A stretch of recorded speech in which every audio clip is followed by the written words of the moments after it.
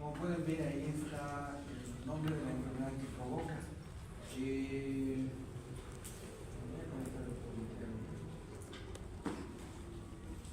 Entonces, antes, el nombre común que se le daba a esta enfermedad era hidratidosis. Ahora, por la nueva nomenclatura, el nombre que se le debe dar es de echinococosis quística. Aquí lo vamos a corregir.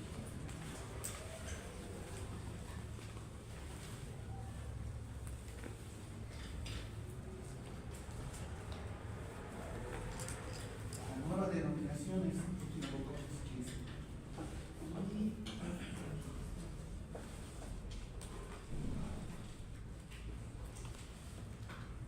Entonces, este parásito, como pueden ver, aquí está la clasificación de los helmintos, ¿no? Este lote vamos a ver los dos primeros y el siguiente lote se va a ver el parásito de abajo, que son los relámpagos.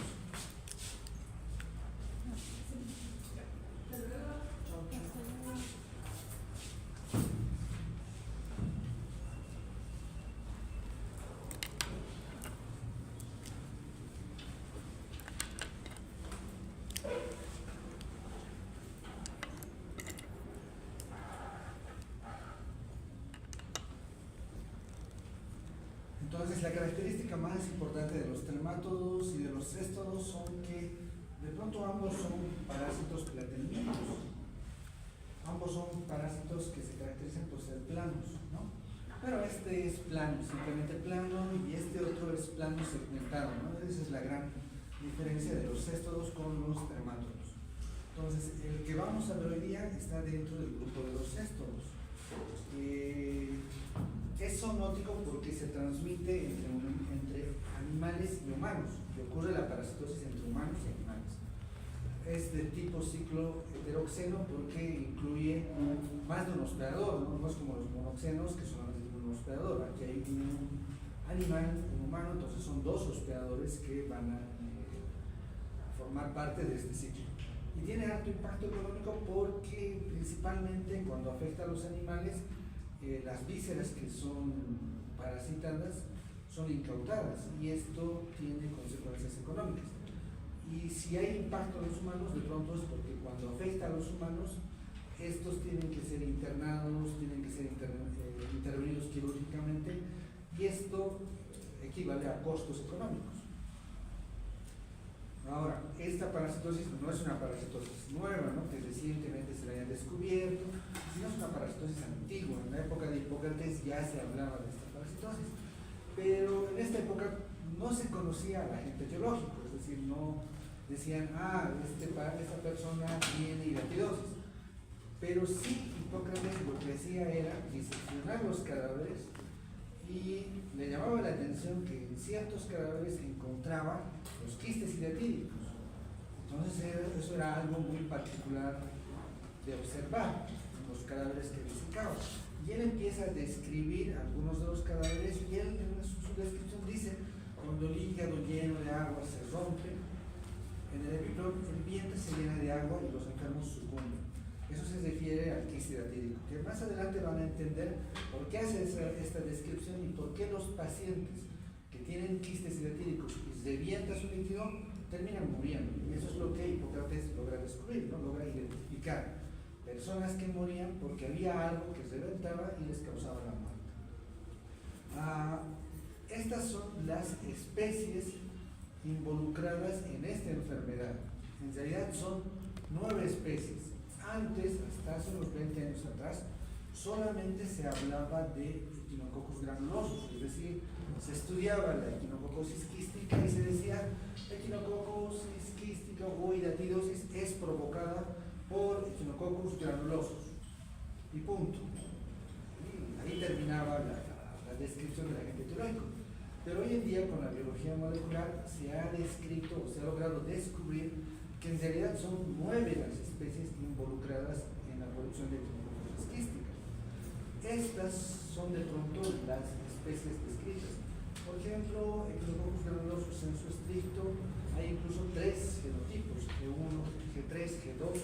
Pero G2 han descubierto que no, que pertenecían más a G3 y se han quedado con G1, G3.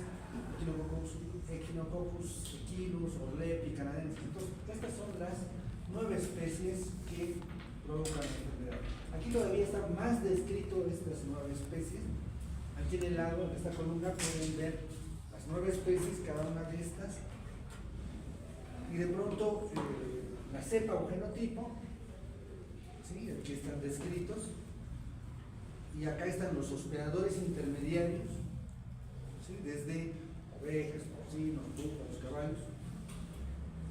Hospedadores definitivos, en su mayoría son los perros,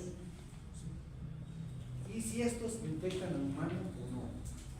Entonces hay algunas que sí, la mayoría sí infectan al humano. Hay algunas que no se sabe todavía, como por ejemplo esta, Citicus, que no se sabe si parasita o no al humano, no se han encontrado casos. Esta Felis, estas dos de pronto son las que no se saben muy bien, ¿sí? Y esta que también está inversa, ¿no? Y las enfermedades que provocan.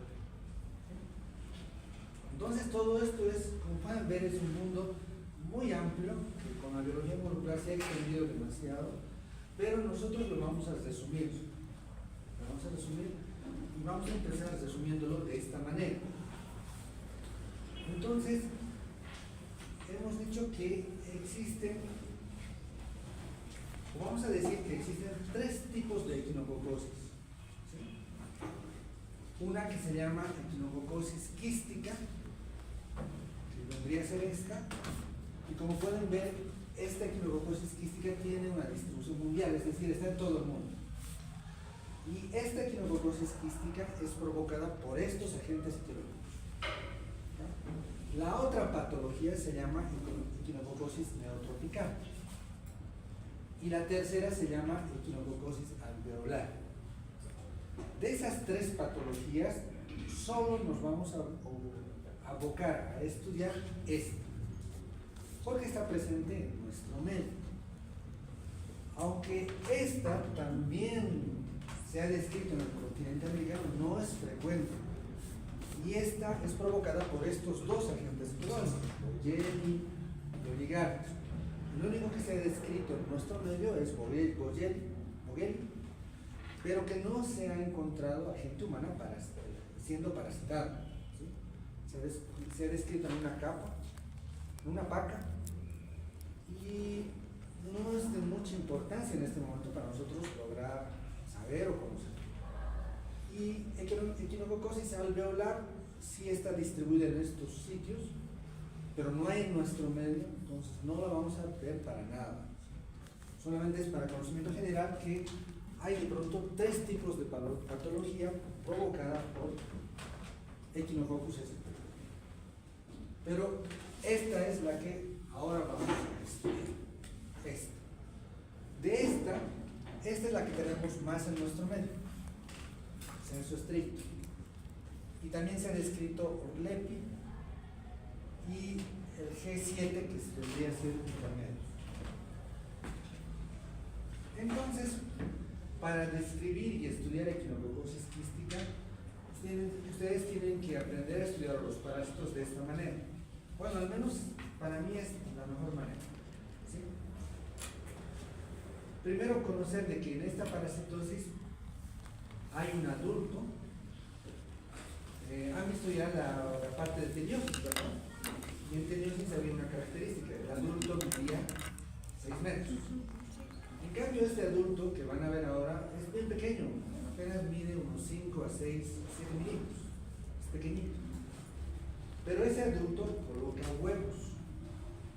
De ese huevo emerge una oncósfera. Y esa oncósfera da origen a una larva. ¿Sí? Y la larva, dentro de la larva existen escólices. Y estos escólices dan origen a 2 formas biológicas. Los escólices dan origen a los adultos o dan origen a la larva. Entonces, esa es la secuencia. No se olviden de esta parte, porque es clave para poder acordarse y más adelante comprender todo lo que va a venir después. Entonces vemos el adulto. Y el adulto es este. ¿Sí? Como han visto, parece que es un resumen de lo que es las tenias, ¿no? Tenias 1, tenias gigante. Porque tenias solo tenía sus coles, tenía su cuello, tenía su estróbilo. Esos estróbilos se dividían por proglótide grávida, inmadura, madura y grávida. Este tiene todo, igualito, tiene lo mismo, pero resumido, bien pequeño. Tiene su escólex, que es esto, y aquí están sus 4 ventosas, tiene su doble corona de ganchos, tiene su cuello. Esta es la proglótide inmadura, la proglótide madura y la proglótide grávida. Entonces tiene uno de cada uno. Entonces, conforme esta se desprende, porque ya está madura y está llena de huevos, porque ya estaba fecundada, esta pasa a ser grávida y esta otra pasa a ser madura, y aquí emerge otra pequeñita que es la inmadura. Entonces básicamente este es el parásito adulto, más pequeño, ya les digo, 7 milímetros, 8 milímetros. Y ahí están sus partes, ¿no? Lo mismo que acabamos de decir. Aquí le dicen anillo, pero es la proglótide madura, madura, madura, madura y grávida. Y aquí están los huevos. Entonces, es este el parásito adulto. Este parásito adulto, este es un corte histológico. Entonces, vive en el epitelio intestinal, en el intestino delgado, pero de los perros. Y ahí ven al parásito, está enclavado en medio de las velocidades y se prende con sus ganchos, con su ventosa, y está ahí con su otro extremo flotando en el lumen intestinal del perro. Ahora, lo que hemos dicho, aquí en esta proglótide grávida están los huevos, y cuando se rompa esta proglótide grávida va a hacer que se liberen los huevos. Y el aspecto de los huevos es este. Y los que han venido a la clase de tenias han debido ver que el huevo es igualito, es similar, ¿no? Es idéntico, no se puede diferenciar. Entonces tiene sus 3 capas, tiene sus ganchos ahí al centro, sus 3 pares de ganchos. Pero de pronto, cuando nosotros veamos, nos vamos a dar cuenta de que es de Echinococcus granulosus cuando veamos heces fecales de perro. Pero también ahí hay otra cosa que lo complica. El perro no solamente puede tener parásitos adultos de Echinococcus granulosus, también puede tener en su intestino otros parásitos que son tenios, es decir, tenia pisiformes, tenia vertigina, que también colocan huevos y que son los mismos. ¿Sí? Entonces, cuando nosotros estamos frente a una muestra de heces fecales de perro, no podemos decir, ah, este es huevo de Echinococcus granulosus. No podemos diferenciar. Entonces colocamos en la muestra de heces fecales de perro huevo de tenia SP. Como lo que pasa con la muestra de heces de los humanos, ¿no? Las heces de los humanos, cuando tienen tenias, se coloca huevo de tenia SP, porque puede ser o de tenia saginata o de tenia solo, porque los huevos son completamente diferentes. Entonces lo mismo también pasa con las heces de los perros. Huevo de tenia SP. ¿Sí? El huevo de tenia,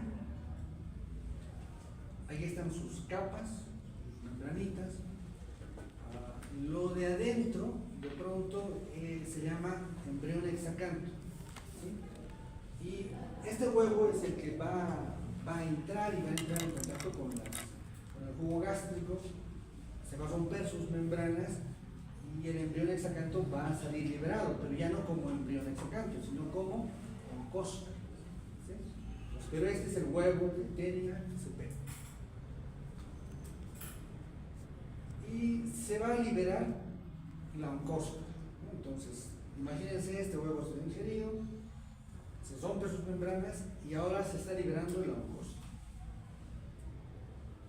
Entonces, vamos a suponer que este huevo ha ingresado a un humano, ¿sí? Y el huevo sigue este trayecto, ¿sí? Y aquí ha entrado en contacto con el jugo gástrico, sales biliares, jugo pancreático, y estas membranas se han roto, ¿sí? Y de pronto está acá, ¿sí? El huevito, ¿no? Se ha roto todo, y acá lo que se está liberando ahora es la oncósfera. ¿Sí? Este es un esquemita del epitelio intestinal, ¿no? Que está más o menos mostrando lo que estaría pasando aquí adentro, ¿no? Entonces acá se libera el embrión hexacanto, la oncósfera, y la oncósfera atraviesa las velocidades intestinales y llega a la circulación. Y por medio de la circulación, por medio de este trayecto circulatorio, se dirige o se distribuye por el organismo. Entonces vean acá que ha llegado venas, sistema porta y hígado. Si en este sitio del hígado, que vendría a ser esta oncósfera se detiene, es detenida ahí por el tejido, la oncósfera cuando se queda ahí se transforma en otra forma biológica. Y esa otra forma biológica viene a ser la larva. Ahí se comienza a transformar, comienza a crecer como larva.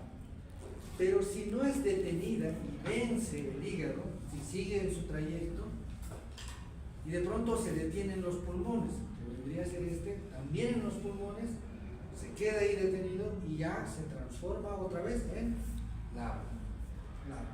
¿Sí?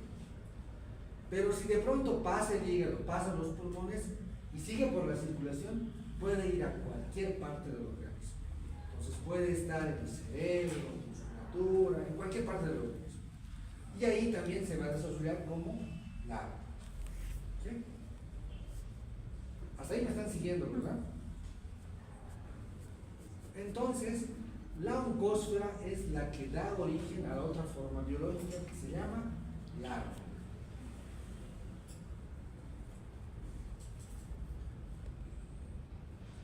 Y esa larva tiene su nombre: hidátide y quistidátide. ¿Han visto la secuencia con teniosis? Era casi similar, pero solamente que la larva no se llama larva, se llama cisticero. Bueno, es larva y su segundo nombre sería cisticero. Acá también es larva, pero su segundo nombre sería hidátide o quistidátide. Tendría 3 nombres. Entonces, este es el aspecto de la hidátide o quistidátide. ¿De qué depende que se llame hidátide o quistidátide? Ahorita vamos a ver eso. Entonces, este quiste, esta larva, tiene 3 capas. Cuando solo contamos las 2 capas, se llama hidátide. Pero cuando contamos las 2 capas más la tercera capa, se llama quistidátide. ¿Sí? Para comprender mejor, este hidátide es como un globo de agua. Y lo podemos dividir en 2 partes, la hidátide. Uno que se llama el continente y otro el contenido. Es decir, agarran un globo y dicen, la membranita es el continente y lo de adentro es el contenido. Lo mismo, es la misma similitud. Pero este continente hemos dicho que tiene 2 capas. La capa más interna se llama germinativa y la capa que está cubriendo la germinativa se llama cutícula. Antes también se le decía capa germinativa o prolígera, y la capa más externa, capa cutícula o laminar. Entonces, como pueden ver, esta hidátide tendría 2 capas: hidátide, germinativa y cuticular. Y por eso está acá en esta parte que dice quistidátide. Hidátide 1 y 2, las 2 capas, más esta tercera capa que sería la adventicia, que se la denominaría como quistidátide. Ahora, estas 2 capas, la primera y la segunda, son propias del parásito, es decir, el parásito ha sido quien ha hecho que se desarrolle, ha construido, ha generado estas 2 capas.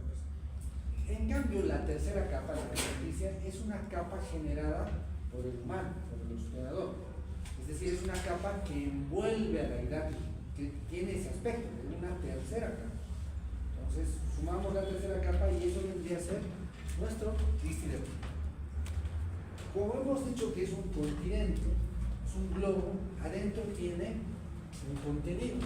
Y ese contenido básicamente está conformado por líquido y por arena hidrática. Eso es lo que está dentro. Entonces acá, por ejemplo, vemos que es la hidátide.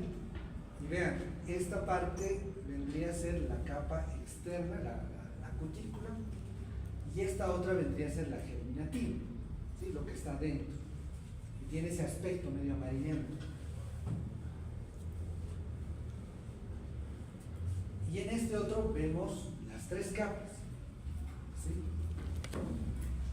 Esto vendría a ser la adventicia, que es una capa que ha sido generada por el organismo, la cutícula, y esta medio amarillenta, la germinativa. Y pueden ver su contenido, tiene varios globitos más, ¿no? Ese es un quisteotipo.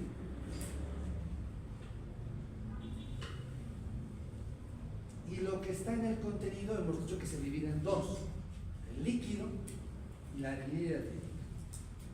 Ahora, el líquido es agua en un 98%, pero tiene otros compuestos más, que se llaman cloruro de sodio, urea, ácido úrico, proteínas, albúmina, lectinas. Este líquido es altamente antigénico. ¿Qué significa eso? Tal vez han debido o se acuerdan de las reacciones de inmunología. En inmunología, para que haya una reacción, para que el sistema inmune funcione, tiene que haber una reacción antígeno y anticuerpo. El anticuerpo es lo que produce el organismo y el antígeno es lo que pertenece al parásito, ¿sí? Entonces, cuando el líquido se libera, organiza o estimula una reacción, una liberación grande de anticuerpos. Entonces, por eso tiene una capacidad altamente antigénica. Y eso tiene mucho que ver con lo que más adelante vamos a ver, y está en relación con el shock anafiláctico. Es decir, el responsable de provocar un shock anafiláctico es el líquido hidratídico. ¿Sí? Ese es el responsable. En cambio, la arenilla hidratídica es responsable de provocar la hidatidosis secundaria. Pero la arenilla hidratídica está conformada por estructuras que son microscópicas y otras que son macroscópicas. Estas microscópicas son los escólices. Estas cositas que ven ahí son los escólices. Y que están invaginados ahí como pequeñas bolitas o como pequeñas esferas. Estos son sus ganchos. Y que cuando se desinvagina, cuando sale la cabecita por aquí, es esto.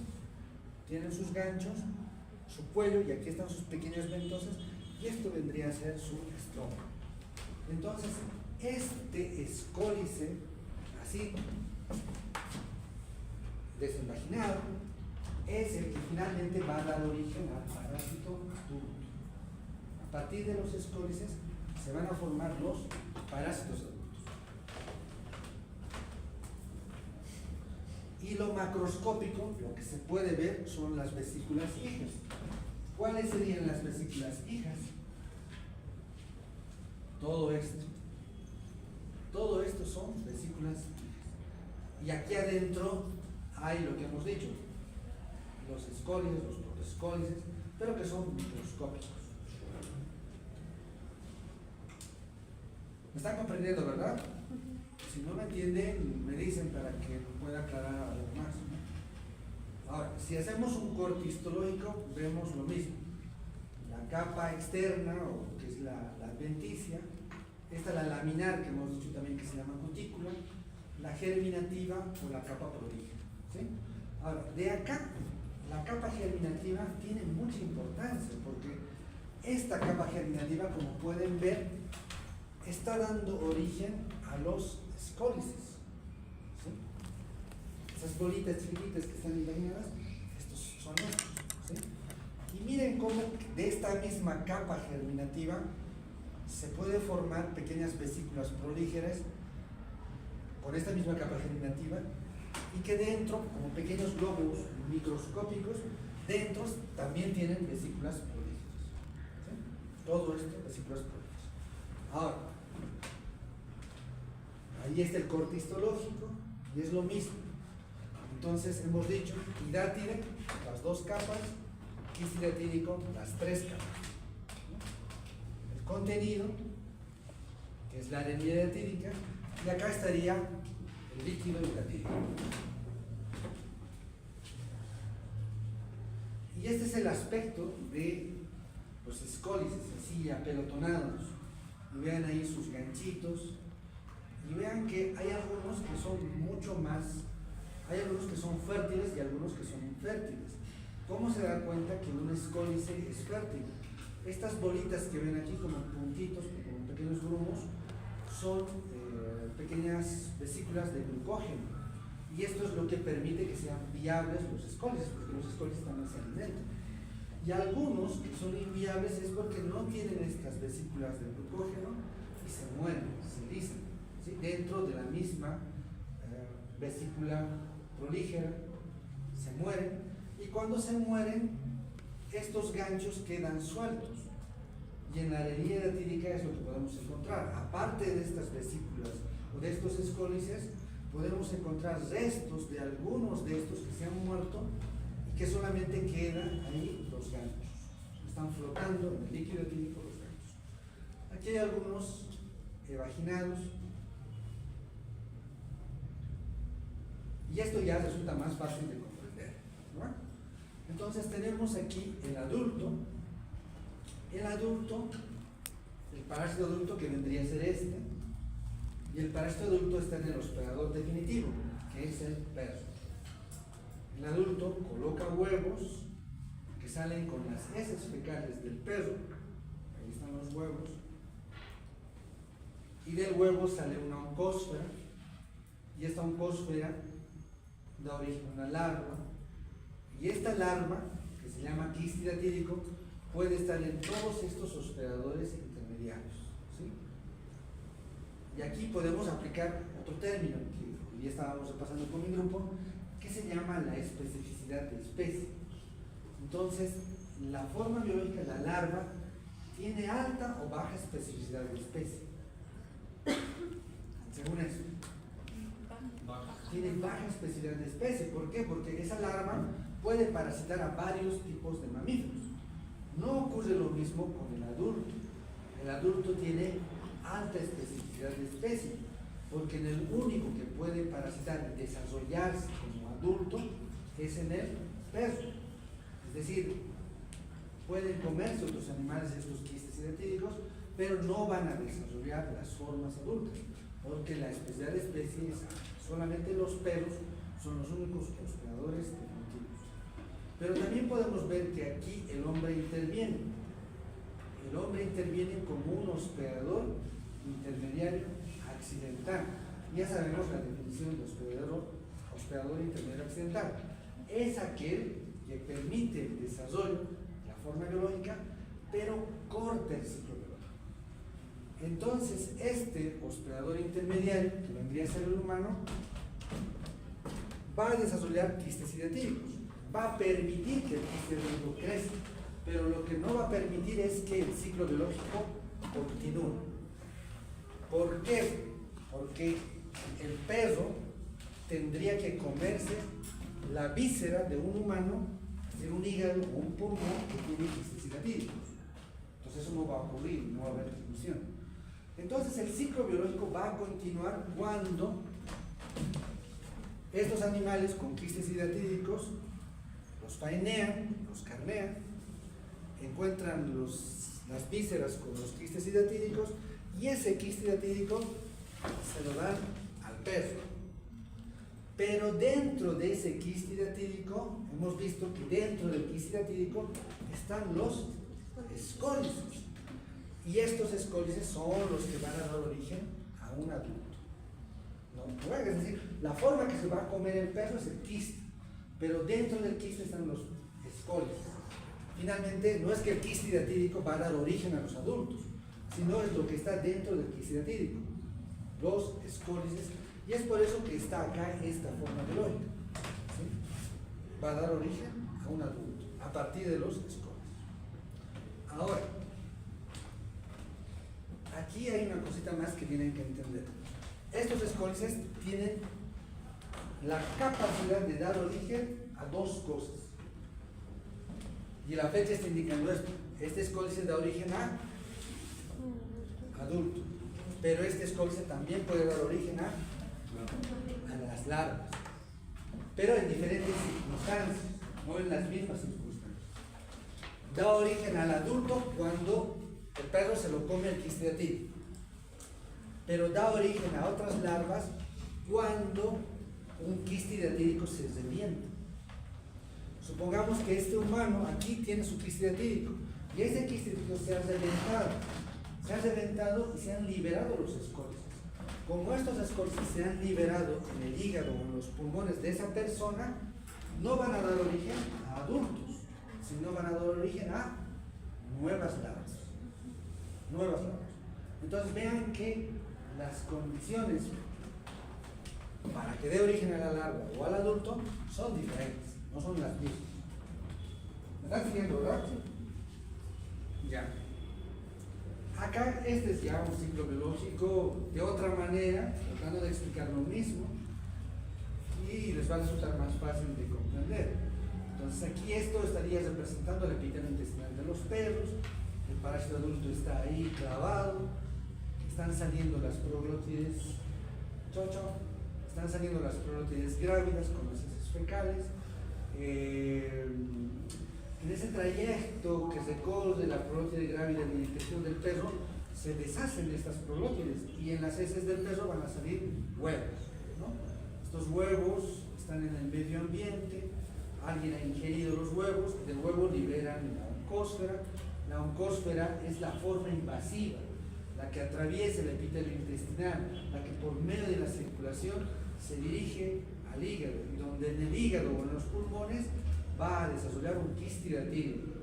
Este quistidatídico, cuando se lo come el perro, va a permitir la liberación de los escólices. Estos escólices libres en el epitelio intestinal del perro van a dar origen al adulto, porque estos se van a enganchar aquí en el epitelio intestinal del perro. Sencillo, ¿verdad? Lo mismo, pero en otro tipo de esquema. El perro, el hospedador definitivo, está aquí el adulto, los huevos liberados, aquí la oveja, porque el perro va a ser en la pampa, ¿no? Ahí las heces fecales dispersas con huevos, se lo está comiendo la oveja ahí, el pasto con huevos, y de pronto aquí el humano también está ingiriendo los huevos, ¿sí? Pero por otro tipo de mecanismo, no está comiendo el pasto, de pronto está tomando agua de una vertiente que ha estado contaminada con heces de perros, o está comiendo lechugas que tienen restos de heces de perros, ¿no? O son moscas que han estado en las heces del perro y han llevado los huevos en sus patas a la lechuga, y uno agarra la lechuga sin lavarlas adecuadamente y se las come, ¿sí? Y acá está desarrollando un quistidatídico. Acá quistes hidatídicos, y vean cómo en este el ciclo biológico se puede cerrar, porque se lo va a comer el perro, las vísceras. En cambio aquí se está cortando el ciclo biológico. Lo mismo, este ya es todavía más esquemático, ¿no? Mostrando lo mismo. Aquí está el responsable, el humano. Como no ha estudiado medicina este señor, no sabe qué es ese quistidatídico, no sabe qué consecuencias puede tener el encontrar en el hígado o en los pulmones con estos globos, porque estos globos quistidatídicos pueden medir 5 centímetros, 10 centímetros, 15 centímetros. Entonces es algo extraño. Lo primero que hace es darle al bovino, ¿no? Está dando ahí y está haciendo que este se vuelva en el hospedador definitivo. El perro defecando, estos puntitos son los huevos diseminándose en el medio ambiente. Aquí están nuestros hospedadores intermediarios consumiendo el pasto, el agua. Finalmente estos son los afectados, los parasitados, y el ciclo se está cerrando, ¿no? Cuando el perro se está comiendo las vísceras. Parece bien sencillo, ¿no? Porque podríamos cortar el ciclo de transmisión aquí. ¿Cómo? De pronto educando a esta persona para que no entregue las vísceras parasitando. Fácilmente podríamos cortar. Y aquí el hombre comiendo todo esto, no pasto, pero sí agua, sí lechugas, y adquiriendo la enfermedad. Otra forma de expresar lo mismo, ¿no? Vean que ahí está en el área rural, de pronto acompañando los días de pastoreo de este campesino, y el perro va a hacer sus necesidades, no va a buscar un lugar, va a hacer por aquí, de pronto por allá, y las heces fecales se van a dispersar en el medio. ¿Sí? Y acá una de estas ovejas es de ordeñado, y acá en los pulmones han encontrado los quistes dilatídicos, y bueno, van a servir de alimento para el perro. Entonces, en teniosis hemos visto que hay dos enfermedades, una que se llama teniosis y otra que se llama cisticercosis. En esta también hay dos enfermedades, ¿sí? Una que se llama equinococosis canina y otra que se llama hiratidosis o equinococosis quística, ¿sí? Pero a diferencia de la teniosis, la equinococosis quística solo está en el humano y la equinococosis canina solo está en el perro, ¿sí?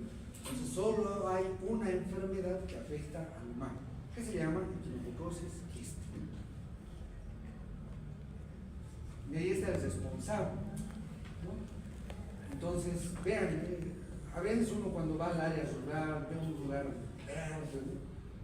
Quiere hacer eso, echarse en el verde, ¿no? Es lo natural, lo normal. Pero puede haber hecho el perro ahí sus necesidades. Y acá en sus caquitas están estos huevos. Y bueno, la gente lo pisa, el ganado lo pisa y se esparce por todo. Entonces, en el perro no provoca prácticamente nada, es decir, el perro aparentemente no le produce nada, de pronto diarrea, pero el perro no se queja, no pierde peso, no se vuelve flaco, no se muere por la equinococosis canina, ¿sí? Y el perro puede estar parasitado por cientos de estos parásitos, es decir, en un perro, en el intestino de un perro podemos encontrar 500 o hasta 1000 parásitos, 1000 de esos parásitos, ¿sí? De esos pequeñitos. ¿Por qué? Porque han visto que los escólices son pequeños, son microscópicos. Entonces, imagínense un quiste de 5 centímetros, ¿cuántos escólices tendrá? Y el perro, cuando encuentre un quiste de estos, se lo va a comer todo, ¿no? Se lo va a devorar todo, se va a comer el quiste entero. Entonces va a tener cientos de parásitos adultos en su intestino. Y como les digo, no les provoca ninguna molestia. De pronto diarrea, pero el perro no pierde peso, sigue haciendo su actividad normal. Entonces, en otros países, como el Perú, identifican la zona endémica y lo que hacen es campañas para tratar a los perros. Y acá estamos viendo esto en el Perú, cómo están desparasitando. Y esta es la mejor opción, utilizar el praziquantel. Acá está de pronto colocándole praziquantel en líquido, es una jeringa de metal, le ponen a la boca y le chisquetean, ¿no? Para obligarla a deglutir. Pero también hay en tabletas, y es la manera de pronto de hacer que se elimine esta parasitosis del perro, ¿sí? No es que tenemos que matarlos a los perros, ¿no? Sino hacer ese tratamiento correspondiente. Lamentablemente en nuestro medio no se hacen campañas de desparasitación porque ni siquiera se conocen las zonas endémicas donde hay más esta condición, ¿sí? Ahora ya les voy a hablar de las acciones patógenas. Todo esto ya es del humano, ¿sí? Entonces, en el humano, las acciones patógenas no van a estar en relación con el parásito adulto, sino con la larva. Entonces, estas son acciones patógenas provocadas por la presencia del quiste. Entonces, va a ser mecánica, de pronto compresiva, más que todo compresiva, porque de pronto esto está un poco errado porque no están dentro de los conductos, ¿sí? Como vamos a ver en otras parasitosis, hay parásitos que están en los conductos y obstruyen el conducto, pero pueden obstruir el conducto, pero no por su presencia dentro, sino porque están comprimiendo. Entonces imagínense un quiste hidratídico que está acá a la altura de la vesícula, ¿sí? Está aplastando la vesícula, ¿sí? Pero no está dentro del conducto de la vía biliar, ¿no? está aplastándola. Lo mismo, la vena porta puede estar comprimiendo el conducto. Entonces, es más una acción de tipo compresivo. Y una acción inmunoalergénica. Es decir, la acción inmunoalergénica se debe a la ruptura del quiste hidratídico. Es tan intensa esa reacción inmunoalergénica que provoca un shock anafiláctico y que puede provocar la muerte inmediata de la persona por esa reacción inmunoalergénica. Entonces, esta es la localización frecuente. ¿Sí? 60 a 80% de los casos de hidratidosis están localizados a nivel hepático. Un 10 a 20% a nivel pulmonar y menos del 5% en otros órganos. Ahora, aquí les voy a hacer una aclaración. En los hospitales lo que más se diagnostica son los casos pulmonares. ¿Sí? ¿Por qué? Porque resulta ser que cuando el parásito, la forma parasitaria, la oncósfera está en la circulación, si se queda en el hígado, porque ese es el primer filtro, pero si bien en su mayoría están en el hígado, hay una desventaja. Cuando desarrollan en el hígado, prácticamente no desarrollan ninguna sintomatología. ¿Sí? La sintomatología es mínima y se manifiesta años después. No es que hoy día está creciendo tu oncósfera y mañana ya tienes sintomatología. Para que exista la sintomatología y haya un quiste de unos 10, o 5, 8 centímetros, por lo menos tiene que haber transcurrido 5 años. Durante ese lapso de tiempo, dependiendo al sitio en que se hayan localizado, muchas veces no provocan ninguna sintomatología. Lo que no sucede con el pulmón, ¿sí? Aunque es menos frecuente esta localización, es la localización más frecuentemente diagnosticada. ¿Sí? Hay una contradicción ahí. Es la que menos se localiza, pero es la que más es diagnosticada. ¿Por qué es más diagnosticada? Porque el pulmón es un hígado, es un órgano blando, es una visera blanda. Entonces crece más rápido.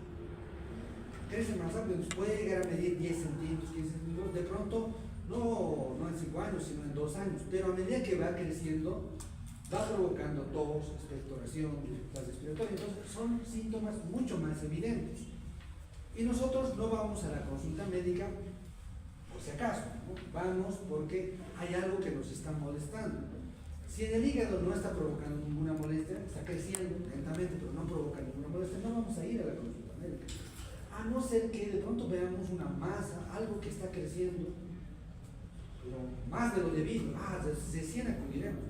Pero en cambio con el pulmón te provoca tos, expectoración, dificultad respiratoria, cada vez es más evidente, y eso obliga a que las personas vayan a la consulta.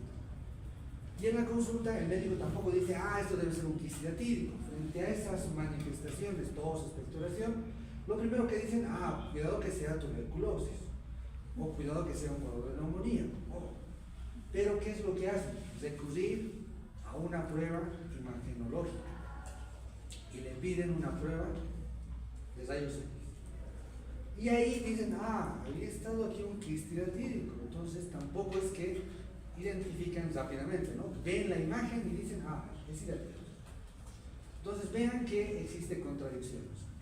El primer sitio, la mayor localización, la mayor frecuencia de localización es el hígado, pero es la que tiene menos síntomas y la que menos clínicamente es diagnosticada.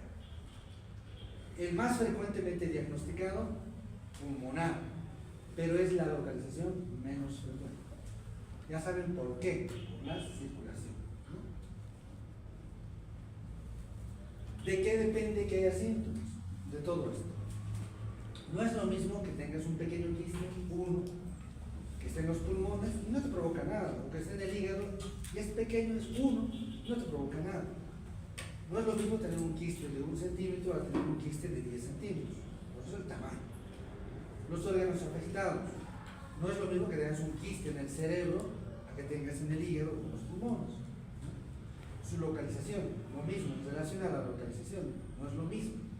y las complicaciones. No es lo mismo que esté a nivel de la vesícula biliar, se haya perforado, o que esté comprimiendo la vesícula biliar y haya complicaciones. Es decir, es un paciente que apenas come algo, le duele la vesícula biliar, ¿sí? Y va y acude, o se revienta el quiste hidratídico, o se hace una fistulización. Entonces, las complicaciones. Entonces, todo esto hace que de pronto determine si hay o no hay sintomatología. Entonces, no hay algo específico, no hay algo que nosotros podamos decir, este está presentando tal cosa y tiene hidatidosis. Sin embargo, ahorita les voy a aclarar una cosita más, un aspecto, pero de pronto estos son los síndromes que pueden presentar. Hoy día hablábamos de la definición de síndrome.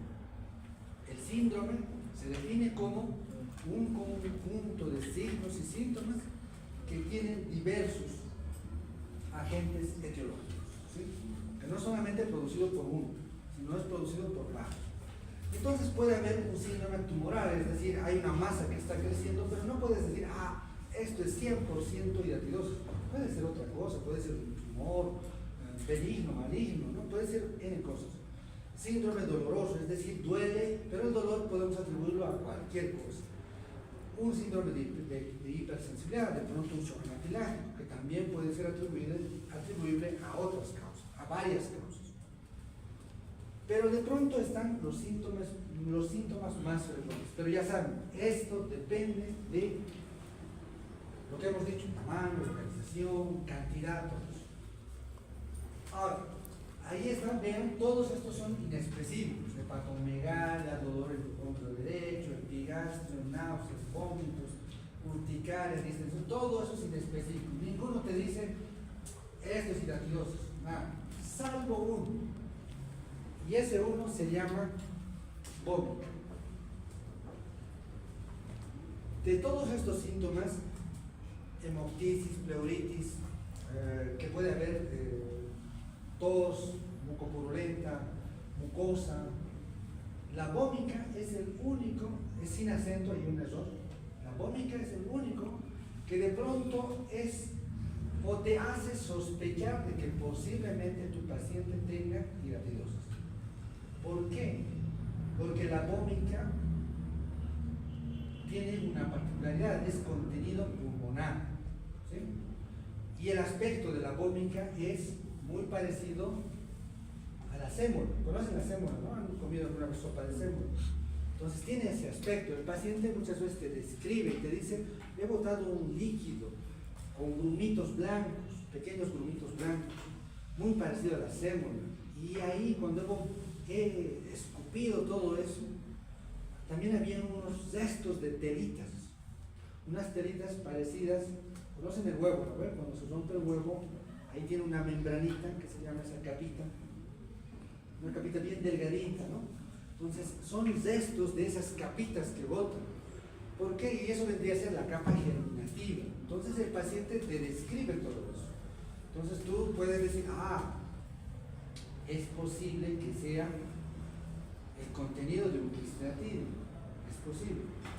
Y si puedes, de pronto el paciente expectora ahí en la consulta, recolectar ese material y mandarlo a la microscopía, es decir, al laboratorio. Y en el laboratorio, ¿qué tendrían que encontrar? Los escólices. Los escólices, porque es un quiste hidratídico, es el contenido de un quiste hidratídico. Entonces, si encuentran los escólices o los ganchos, ya habrían hecho un diagnóstico de esta parasitosis, un diagnóstico microscópico de esta parasitosis.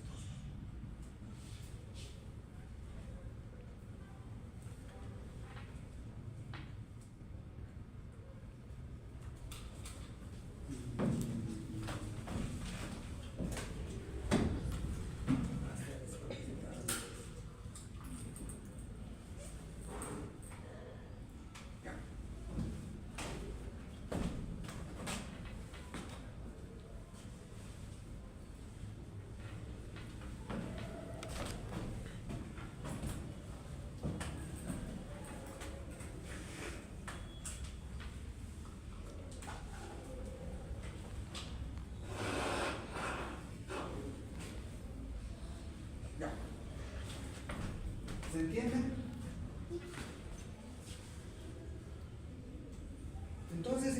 básicamente hidatidosis.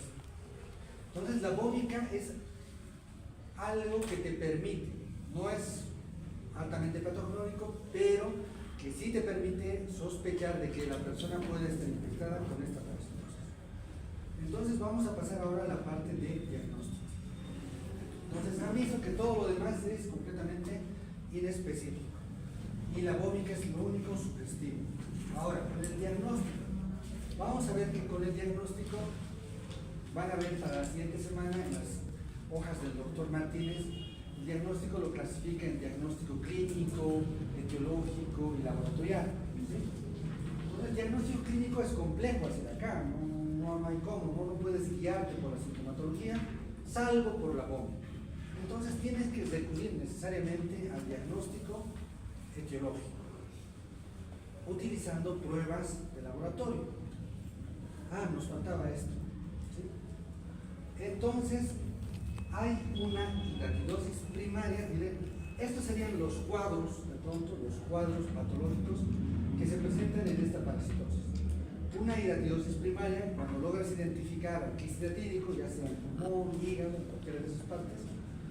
Y si ese quiste hidatídico revienta, por decir, es una persona de 15 años que tiene su quiste hidatídico en el hígado, está jugando fútbol. De pronto recibe un codazo y el quiste hidatídico ha reventado. Y en ese instante le da un shock anafiláctico. Se tumba en el piso, le empieza a salir un edema, empieza a presentar rubor, se edematiza su cuerpo, la epiglotis se inflama, se edematiza inmediatamente y se muere. Le hacen la autopsia y era el quiste hidatídico que ha reventado. Pero si no le hacen la autopsia, nunca van a saber de qué ha muerto. Estaba correteando, se ha caído y ha muerto.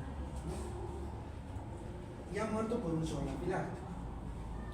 Pero si de pronto el quiste hidatídico se ha reventado, era pequeño y el shock anafiláctico no ha sido muy intenso, pero se ha roto el quiste hidatídico, ese paciente ha sobrevivido a esa reacción anafiláctica, pero tiene una consecuencia, y esa consecuencia sería la hidatidosis secundaria.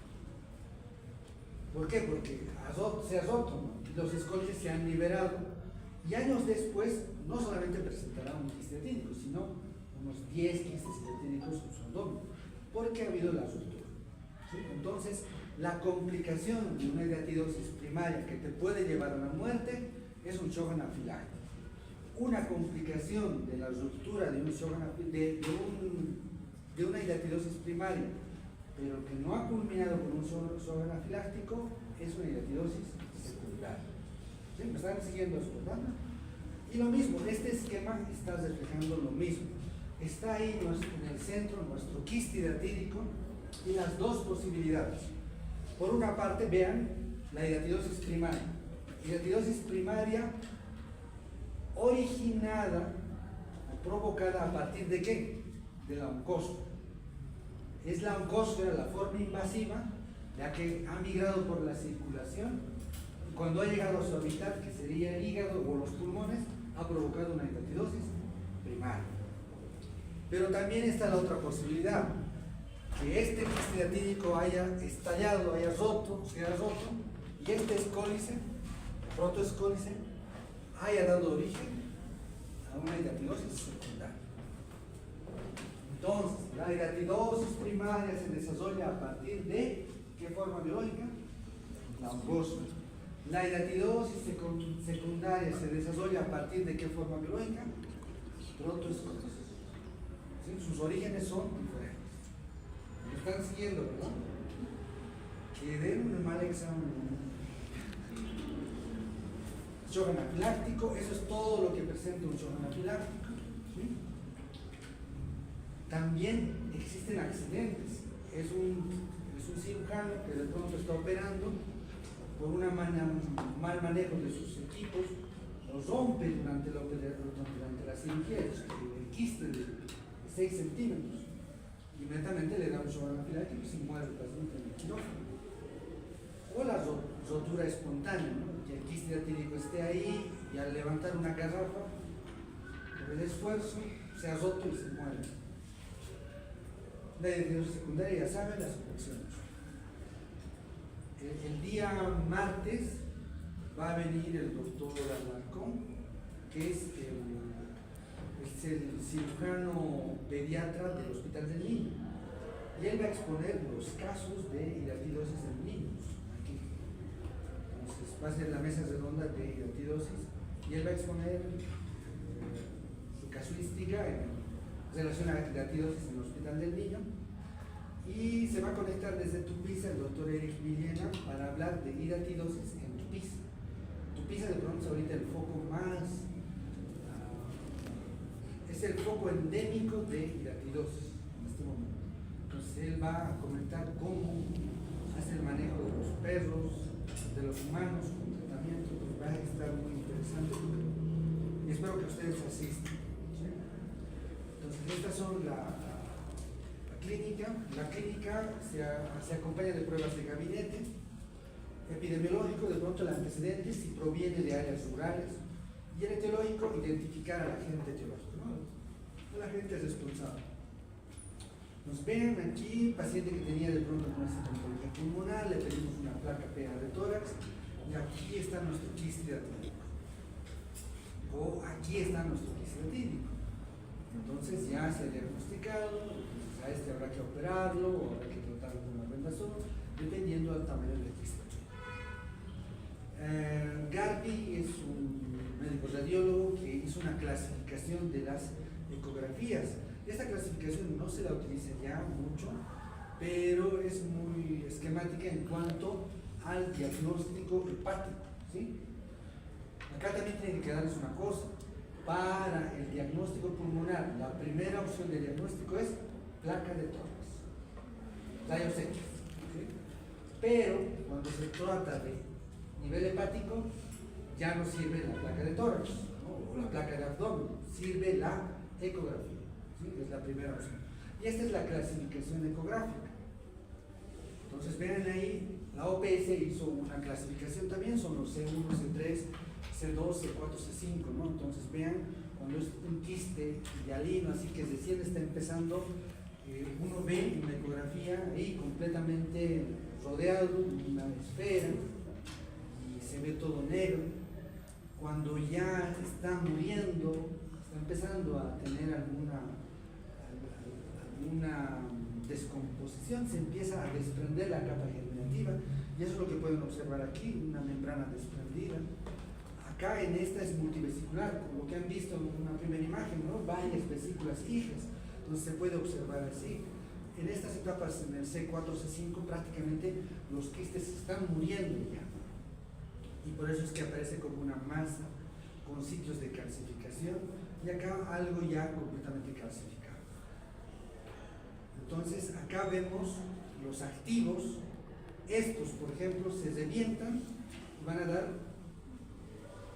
paso a un shock anafiláctico o a una hiatidosis secundaria.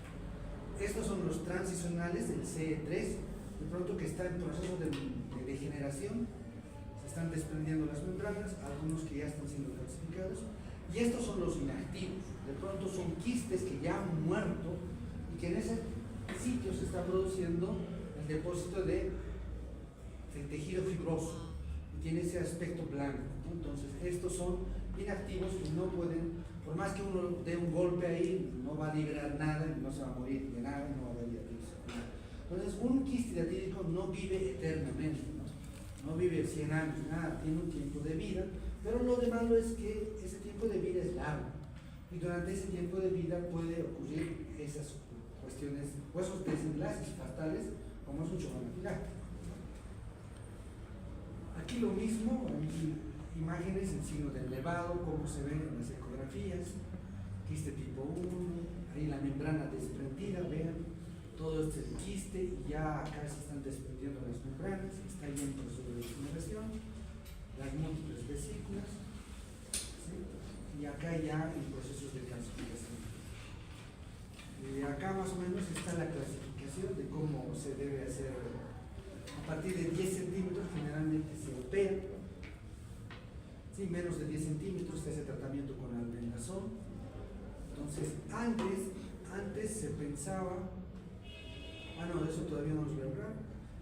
De pronto esto es lo que normalmente se pide en la consulta, ¿sí? Un examen, un hemograma. El hemograma no te dice nada, no te dice, eosinófilos elevados, hidatidosis. No, no te dice. Es decir, la eosinofilia es completamente inespecífica. Hemoglobina 18, 20, no te dice nada, ¿no? Pero se pide. Perfil hepático te puede decir, hay cierta lesión del hígado, pero no es específico para hidatidosis. Hay pruebas serológicas, pero las pruebas serológicas también, se ha visto que hay quistes hidatídicos y la prueba serológica sale negativa, ¿sí? Entonces, de pronto no está haciendo una buena estimulación al sistema inmune y por eso es que sale negativo. Entonces, te puede dar falsos negativos, falsos positivos, ¿sí? Antes se utilizaba la intradermosección de Casoni. Ya para la siguiente semana van a tener una idea bien clara de esto, de qué es serología, qué es intradermosección, pero ya no se utiliza la intradermosección. El examen parasitológico sí nos sirve en dos circunstancias. Uno, el coproparasitológico para el perro, y el examen parasitológico para la muestra de vómito, ¿sí? Porque ahí podemos ver los escólices. O también, de pronto, si el cirujano ha colectado el contenido del quiste hidatídico, se puede hacer un examen, ¿sí? Colocar ese contenido en la plaquita y ver si hay escólices y si hay ganchos. Entonces, para eso te sirve. Pero el coproparasitológico solo para el perro. Pruebas de gabinete, rayos X para tórax, ecografía para hígado, y la TAC, la tomografía axial, que te puede sacar de cualquier parte del organismo. Pero cuando tienes un paciente, no pides directamente, me duele aquí, dices, tomografía, ¿no? Resonancia, no, pides por etapas, siempre por pasos. Me duele en los pulmones, placas de tomografía. Me duele aquí abajo, no dices tomografía, no, ecografía. Y después decides lo complementario, la tomografía. Porque una tomografía, ¿cuánto cuesta? Mínimo está en 1.200, 1.500. Tal vez ahora con la crisis ha debido subir más, hasta sus 2.000. Cambia una placa radiográfica, ¿cuánto te cuesta? 50 bolivianos, 80 bolivianos. Una ecografía de abdomen, ¿cuánto te cuesta? Pónganle 100, 150. A una tomografía es mucha diferencia, entonces también tienen que ver costos. La serología negativa no descarta que tenga infección, es decir, tienen una placa radiográfica que está sugestiva de hidatidosis y la serología salió negativa. Entonces, la serología siempre entre comillas. El tratamiento, no hay una regla para tratar, ¿sí? El tratamiento se define en base al tamaño, la localización. Puede ser quirúrgico, cuando de pronto imagínense que sea 15 centímetros, 20 centímetros, ese sí o sí quirúrgico. Hay algunos procedimientos como el PAIR, también puede ser por medio de dar solamente albendazol. De pronto el quiste hidatídico mide 4 centímetros, le das albendazol y lo va matando al quiste hidatídico sin haber hecho la intervención. Y algunas veces con simplemente observación. En la ecografía se ha encontrado un quiste hidatídico de 4 centímetros, crece un poquito más, no molesta, el paciente no se queja de nada, tampoco está expuesto a golpes, nada.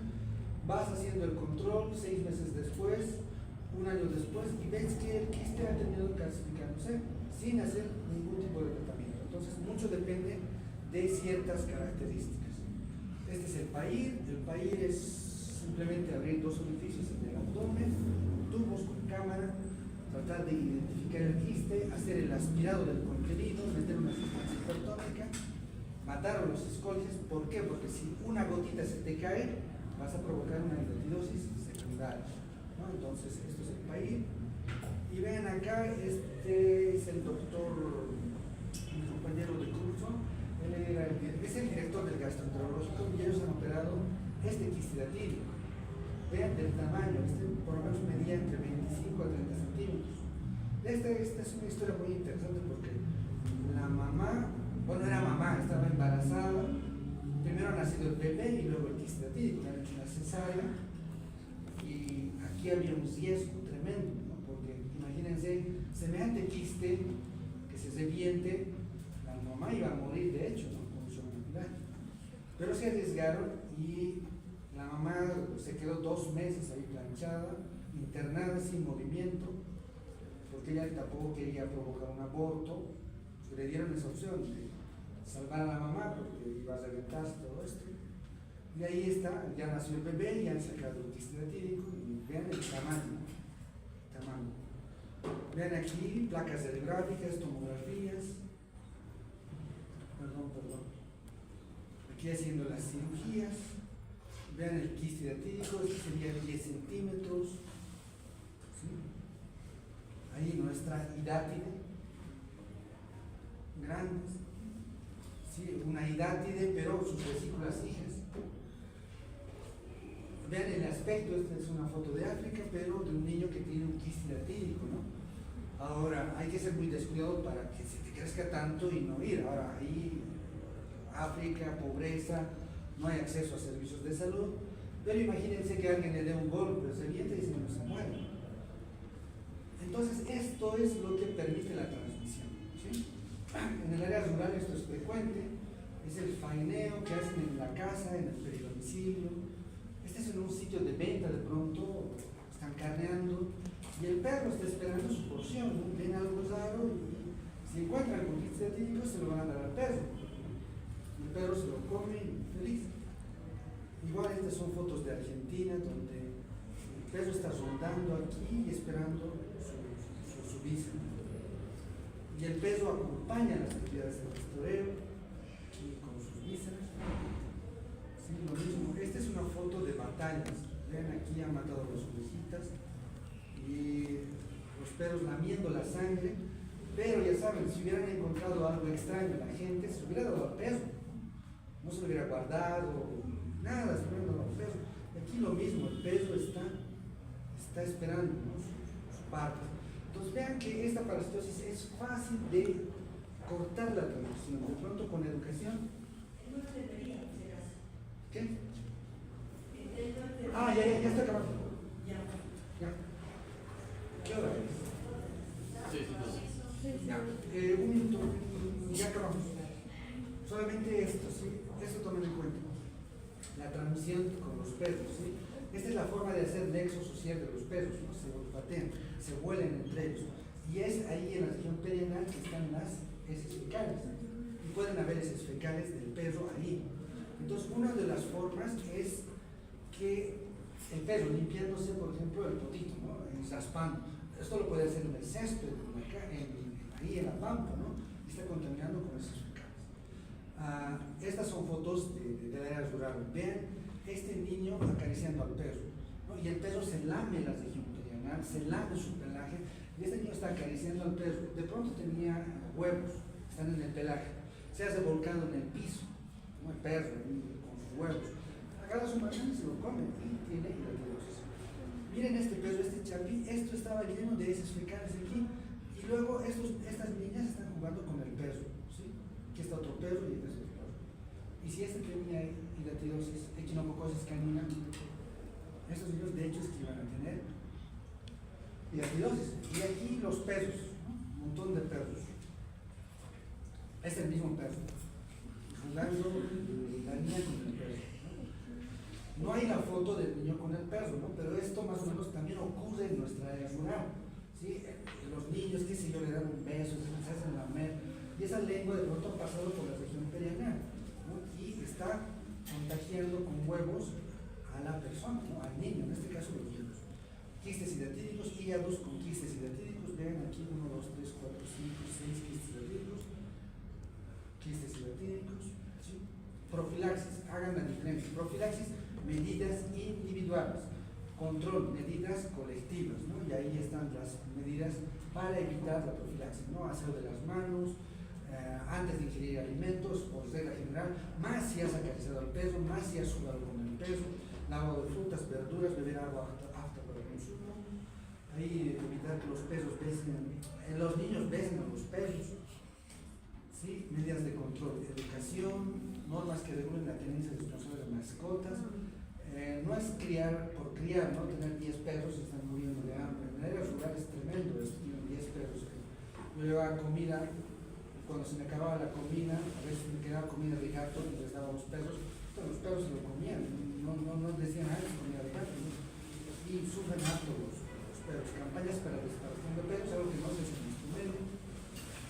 Eliminación de canes vagabundos. Hay que eliminarlos de los perros. No es correcto mantener a un perro que viva, aunque de hambre, pero que viva. No sufren los perros, ¿no? Mejor eliminarlos humanamente que no estén pasando hambre. Esto no les voy a contar más. Sí, solamente esto. Sí, esto. Hemos hecho un trabajo de investigación para describir la situación de Bolivia, una revisión, ¿sí? Donde más o menos vemos que la etidosis es endémico en todo el país. Y estas son la distribución de etidosis bovina, humana, en todo el departamento, pero esos son con datos históricos. De pronto, esto les comentaré para acabar. Esto hemos hecho con biología molecular y hemos determinado que hay 3 especies circulando en nuestro medio: censo estricto, intermedios y orlepi. Esas son las 3 especies hasta ahora descritas en nuestro medio circulando en Bolivia. Si esto se ha determinado con biología molecular, es decir, PCR, quistes cinetínicos, muestras de perros. ¿Sí? Hemos colectado 113 muestras de perros, quistes de humanos, entonces eso es lo que se ha logrado diagnosticar. Y este sería el mapa ahorita de distribución de ectotosis, ¿no? Orlepi y intermedios en cerdos, en Santa Cruz, y de pronto La Paz es el foco que tiene más cantidad de ectotosis verdosos en perros, ovejas, vacas y humanos, en Orlepi, en perros y vacas, ¿sí? Y los otros en humanos, ¿no? Entonces solamente eso